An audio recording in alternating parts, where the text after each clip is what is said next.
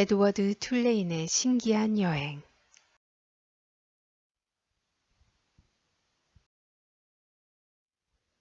마음이 부서지고 또 부서진다.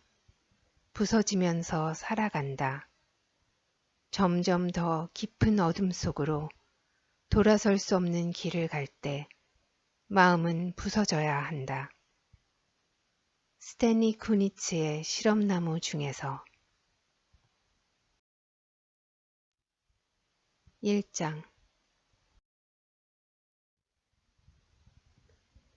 옛날 이집트 거리의 어느 집에 몸 대부분이 도자기로 된 토끼가 살고 있었어요. 팔다리뿐만 아니라 발과 머리, 몸통과 코도 도자기로 되어 있었죠. 팔다리에는 철사로 이어진 이음새가 있어서 도자기로 된 팔꿈치와 무릎도 쉽게 구부러지고 움직일 수 있었어요. 토끼의 귀는 진짜 토끼털로 만들어졌어요. 털 속에는 단단하면서도 잘 구부러지는 철사가 들어있어서 토끼는 유쾌하거나 피곤하거나 지루할 때 귀 모양으로 자신의 기분을 나타낼 수 있었답니다. 꼬리도 진짜 토끼털로 만들어졌는데 털이 복스럽고 부드럽고 모양도 예뻤어요. 토끼의 이름은 에드워드 툴레인이었어요. 토끼는 키가 컸어요. 귀끝에서 발끝까지 하면 거의 1미터가 되었죠.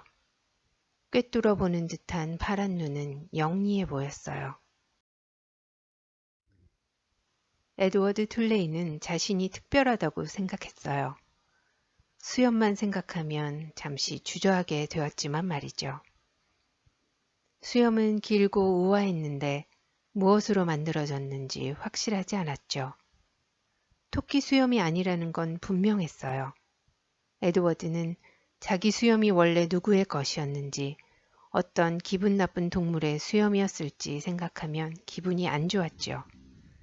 그래서 오래 생각하지 않았어요. 대체로 불쾌한 생각은 하지 않는 편이었거든요. 에드워드의 주인은 에빌린 툴레인이라는 검은 머리의 10살짜리 여자아이였어요. 에빌린은 에드워드를 끔찍이 생각했어요.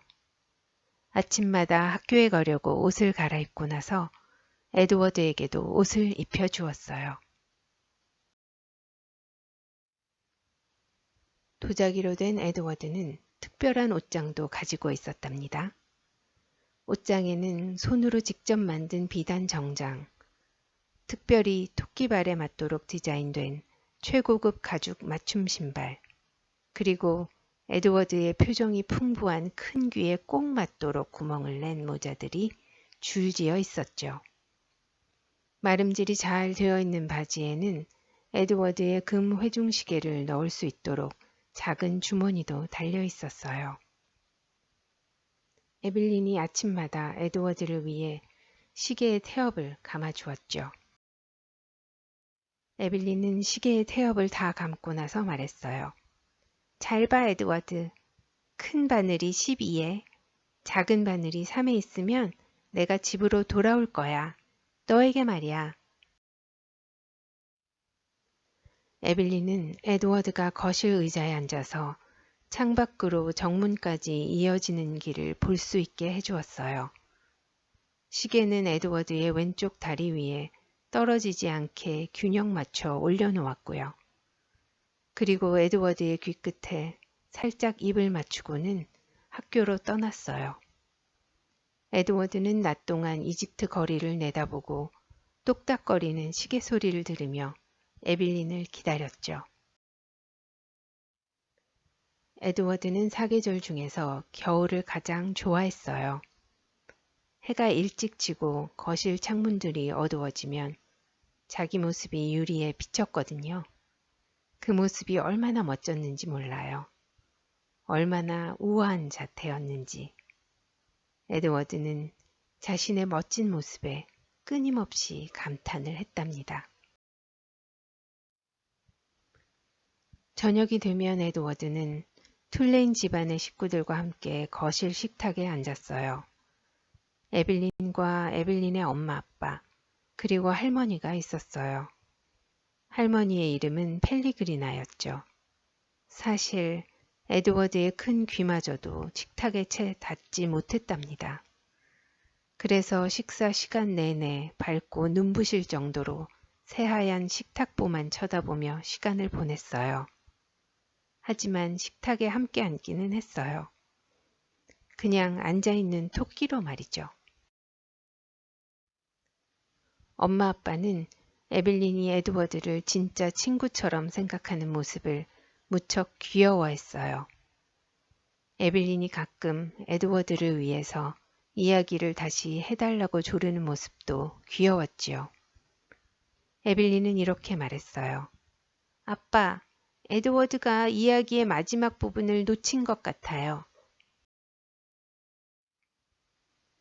그러면 에빌린의 아빠는 에드워드의 귀 쪽으로 몸을 돌려 자기가 방금 한 말을 되풀이했어요. 에드워드는 에빌린에게 예의를 지키느라 듣는 척 했죠. 하지만 사실 사람들의 이야기가 재미있지는 않았어요. 자기에게 친절한 척하는 태도도 에빌린의 엄마 아빠도 좋아하지 않았죠. 사실 모든 어른들은 에드워드에게 친절한 척 했답니다.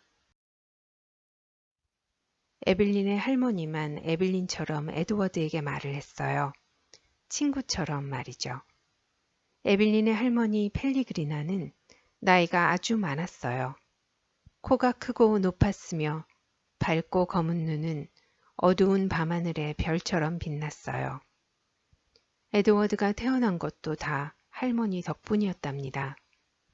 할머니가 에드워드를 만들도록 했거든요. 에드워드의 비단 옷과 회중시계, 멋진 모자와 구부러지는 귀, 멋진 가죽신과 이음새가 있는 팔다리까지.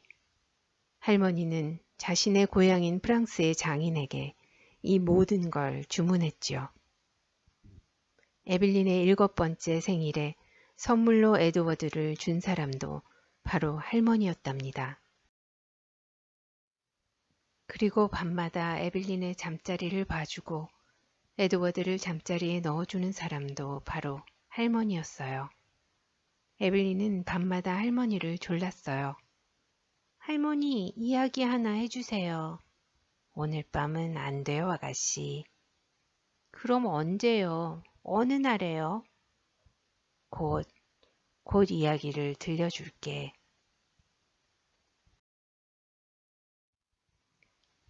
할머니가 불을 끄고 나가면 에드워드와 에빌린은 침실의 어둠 속에 함께 누워 있었죠. 밤마다 에빌린이 말했어요. 사랑해, 에드워드. 에빌린은 그 말을 하고 나서 조금 기다렸어요. 마치 에드워드의 대답을 기다리는 것처럼 말이에요. 그러나 에드워드는 아무 말도 하지 않았어요. 물론 말을 할 수 없어서 아무 말도 안 한 거예요. 에드워드는 에빌린의 커다란 침대 옆에 있는 작은 자기 침대에 누웠어요. 천장을 바라보며 에빌린이 숨을 들이쉬고 내쉬는 소리를 들었죠. 곧 에빌린이 잠이 들 것을 알았어요. 에드워드는 그려져 있는 눈을 감을 수가 없었기 때문에 항상 깨어 있었어요. 가끔 에빌린이 에드워드를 똑바로 눕히지 않고 옆으로 눕히면 에드워드는 커튼 사이로 어두운 밤하늘을 내다볼 수 있었어요. 구름 없는 맑은 밤에는 별이 빛났는데 눈을 콕콕 찌르는 별빛이 왠지 모르게 에드워드를 안심시켜 주었어요. 그래서 에드워드는 종종 새벽이 올 때까지 밤새도록 별들을 바라보았답니다.